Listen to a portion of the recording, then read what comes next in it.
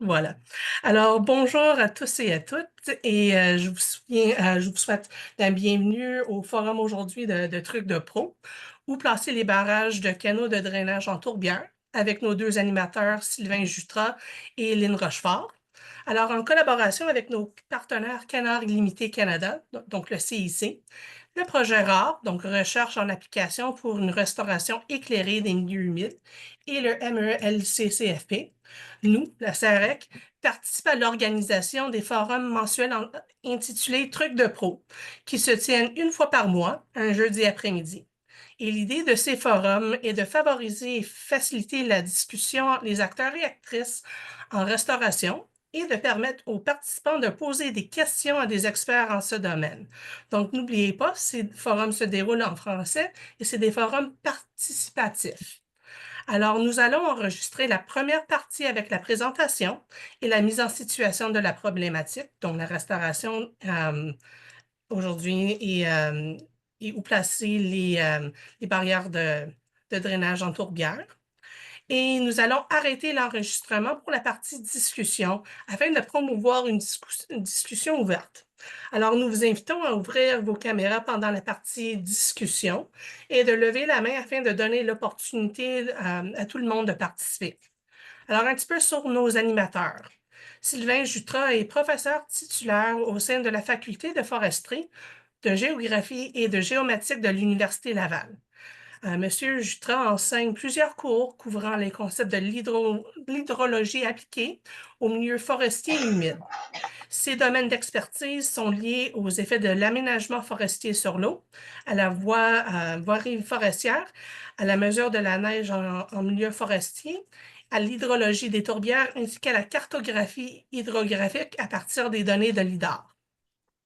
Et Lynn Rochefort est professeure à l'Université Laval également et titulaire d'une chaire de recherche en restauration des écosystèmes. Elle est aussi directrice du groupe de recherche en écologie des tourbières, le GRET, euh, depuis 1992.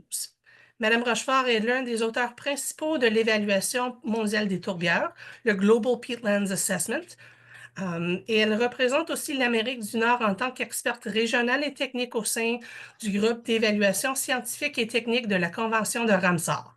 Et elle est également coprésidente de la SAREC, donc SRRS du Canada. Alors, moi, je vous passe le micro et je vous souhaite la bienvenue à tout le monde. Merci beaucoup, Charles. Merci, Shana. Merci. Salut Lynn, bonjour, merci d'être là. Donc, bonjour à tout le monde. Comme j'ai déjà été présenté, vous voyez ma présentation en ce moment, c'est bien le cas. Je vais commencer en vous parlant où placer les barrages de canaux de drainage en tourbière.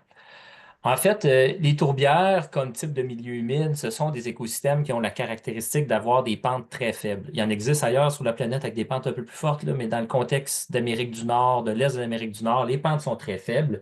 Elles subissent des perturbations anthropiques depuis longtemps, qui sont généralement, c'est pas tout le temps le cas, mais des canaux de drainage qui sont entre 1 à 3 mètres de large, des fois plus large dans des cas de gros canaux, c'est ce qu'on va vous présenter aujourd'hui, là. Puis entre 0,5, des fois c'est à peu près un demi-mètre, jusqu'à des fois 2 mètres de profond dans des cas où il y a des canaux qui sont bien entretenus, qui ont été fréquemment entretenus.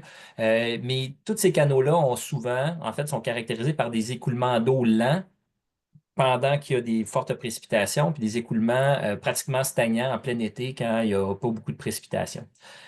Pour la restauration de ces écosystèmes-là, une des solutions qui est mise en place, c'est de bloquer les canaux avec des barrages parce que ça maintient l'eau en place et ça peut se faire manuellement ou mécaniquement. Mais la question de où les positionner, ben, ça vient du fait qu'on a fait un projet de recherche à la Grande Plaie Bleue. Je vais vous présenter des diapos de ça, ben, en fait, surtout des images, où un chercheur postdoctoral, Paul Gaffney, a analysé des données de mesure de nappe, et on a démontré que si on ne met pas assez souvent des canaux de drainage, ben, des barrages, on se retrouve à pas nécessairement remonter la nappe partout. Je vais essayer de vous illustrer ça d'une façon schématisée. Ici, on voit deux canaux de drainage en plan. Donc, on est parallèle est perpendiculaire à l'écoulement de l'eau, donc le canal permet l'écoulement de l'eau.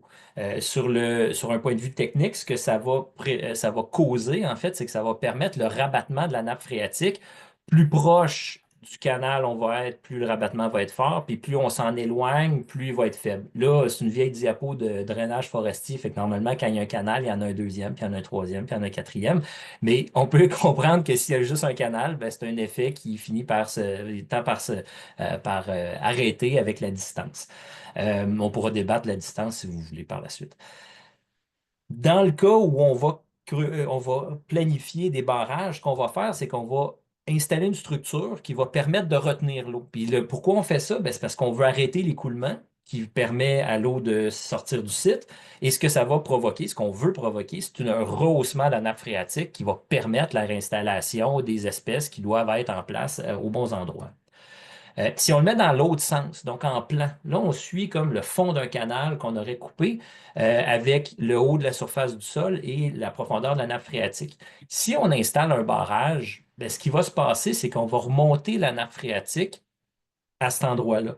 Mais si on en place un barrage qui est un deuxième barrage plus loin, et la différence de hauteur entre le niveau d'eau du premier barrage et du deuxième barrage qui est en amont est plus de 25 centimètres, il y aura des endroits où il y aura encore un rabattement de la nappe phréatique pour une longue portion en fonction de la pente qu'on aura. Donc, la meilleure solution, c'est d'installer des barrages à chaque fois qu'on a des seuils qui vont atteindre 20 à 25 centimètres. Comme ça, on est sûr de... idéalement, ça serait de remplir tout le canal, mais on n'a pas assez de matériel, c'est trop long, c'est pas possible à faire. Donc, des paliers comme ça qui sont autour de 20-25 centimètres, c'est ce qui semble être le plus cohérent. Mais quand on veut le faire au point de vue cartographique, ben, on part avec ben, des données cartographiques. On regarde notre site, ici c'est la grande plaie bleue. Là, on se dit, bon, ben, je vais prendre des courbes de niveau. Au Québec, on a des courbes de niveau de la base de données topographique du Québec. Elles sont équidistantes de 10 mètres. Eh ben, c'est bien plate, là, mais il n'y a aucune courbe de niveau qui passe même à travers ma tourbière. Le hasard fait comme ça. Mais c'est pas assez, c'est pas suffisant. Donc, qu'est-ce qu'on fait? On s'en va chercher des données LIDAR qui sont maintenant pour tout le Québec méridional disponibles. La donnée LIDAR nous permet de faire, là, ce que vous voyez, c'est un modèle numérique de terrain à relief ombré. C'est une précision de 1 mètre par 1 mètre et c'est vraiment impressionnant ce qu'on peut faire avec ces informations-là. Parce qu'après, à partir du modèle numérique de terrain, on a juste à jouer un petit peu avec les couleurs. Là, j'ai rien fait, pas de calcul, pas rien. Là, j'ai juste dit, mets-moi des couleurs qui vont changer de couleur à chaque mètre en fonction du bas de ma tourbière jusqu'au haut de ma tourbière. Fait que là, ce que je vois, c'est on voit très bien le dôme de la tourbière. On voit même la pente. Puis là, c'est encore plus facile que ça. On peut faire des courbes de niveau. Pas si compliqué sur ArcGIS. Deux, trois étapes. Quantum, c'est la même chose. Très simple. On va produire des cartes de niveau à partir du modèle numérique de terrain du LIDAR. Là, j'ai des courbes de niveau de 1 mètre. Mais je vais vous amener plus loin. On va aller zoomer sur l'endroit où on a un canal, parce que c'est ça qu'on veut parler, le barrage. Bien, ce canal-là, on voit ici des courbes de niveau que j'ai rajoutées aux 25 centimètres. Les plus épaisses, c'est 1 mètre. Les autres, c'est 25 centimètres. Si je veux un canal à chaque 25 centimètres, facile. On en met un après l'autre. Mais là, si vous regardez comme il faut, vous allez voir, il y a déjà des affaires dessus. Ce qu'on a fait, c'est que nous, à l'époque, en 2011, on n'avait pas le LIDAR. Ça, je reviens, là, je fais juste vous le laisser. Là, c'est statistique focale, isoling. C'est très facile, mais on reviendra sur ces diapos-là si vous voulez.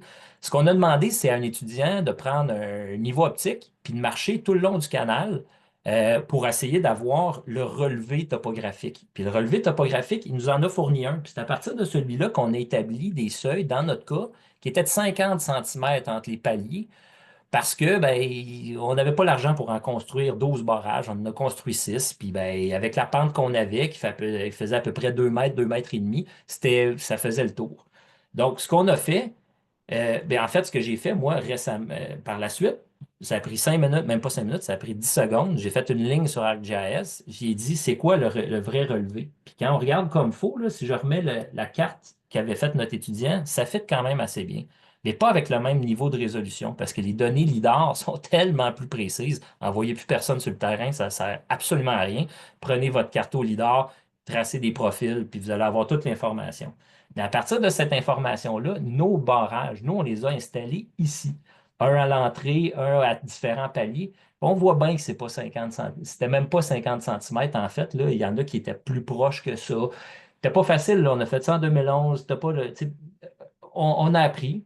C'est pour ça qu'on vient vous présenter ça. Mais techniquement, on aurait dû en rajouter plus de barrages pour avoir des seuils de 25 centimètres. puis il se serait trouvé à cet endroit-là.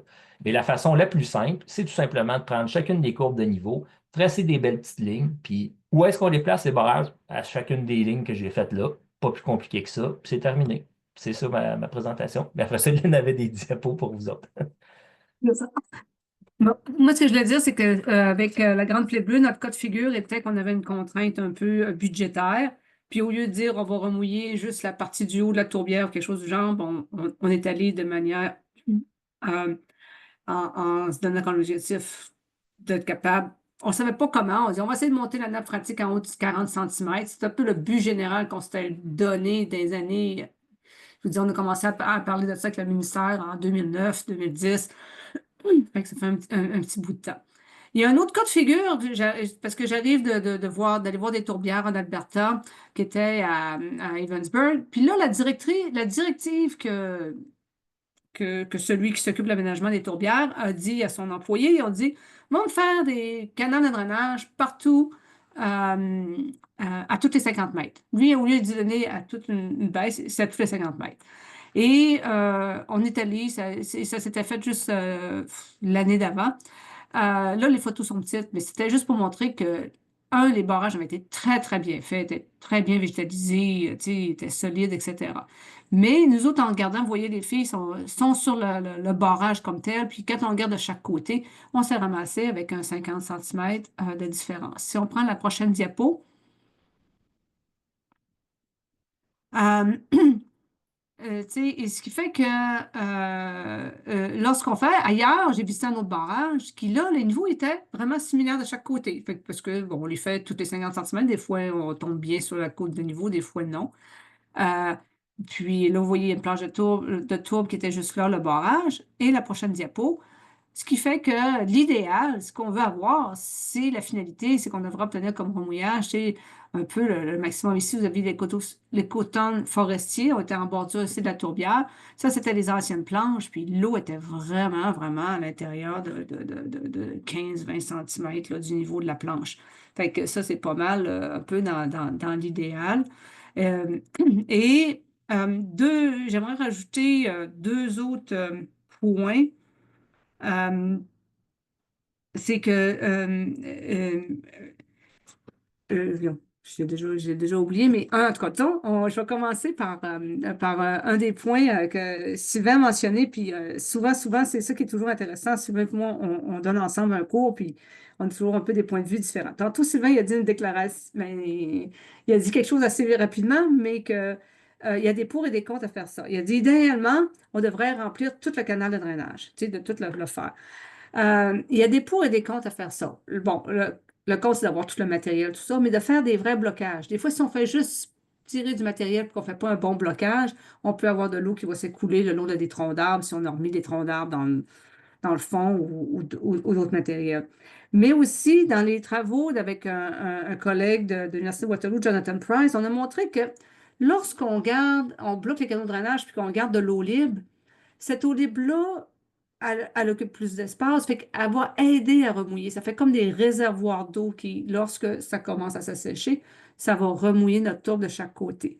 Mais si on pense aussi à la biodiversité, bien, on a trouvé qu'avec le temps de refaire de ces plans d'eau-là, c'est bon pour rapidement pour les odonates, les amphibiens. Fait qu'il peut y avoir un aspect biodiversité là, qui peut être très bien. Fait que c'était juste ça que je voulais dire, c'est que des fois, on a vu des cas de figure qui étaient faites contraintes budgétaires, contraintes, bon, la directive qui avait été donnée là, de faire ça de manière égale. Et d'où vient notre recommandation d'à peu près 20 centimètres. Bien, au début, si tu peux remettre, ou vous allez la voir, là, mais la première, l'article scientifique, c'est qu'on l'a mesuré et on arrive que, tu sais, de les faire à 17-20 centimètres, bon, on comprend que c'est peut-être là, assez rapproché, mais d'y aller avec un ordre de 20 à 25 centimètres va être mieux que de fonctionner à 40-50 centimètres là, de presse, que la tête d'eau, de pression de tête d'eau de différence. Fait que moi, c'était ce que j'avais à dire. Je ne sais pas, Sylvain, si tu avais d'autres choses à rajouter sur ça. Ben beau, on est là pour la discussion. Alors, merci beaucoup, professeur Rochefort et professeur Jutras. Je vais arrêter l'enregistrement et j'ouvre le plancher à tout le monde.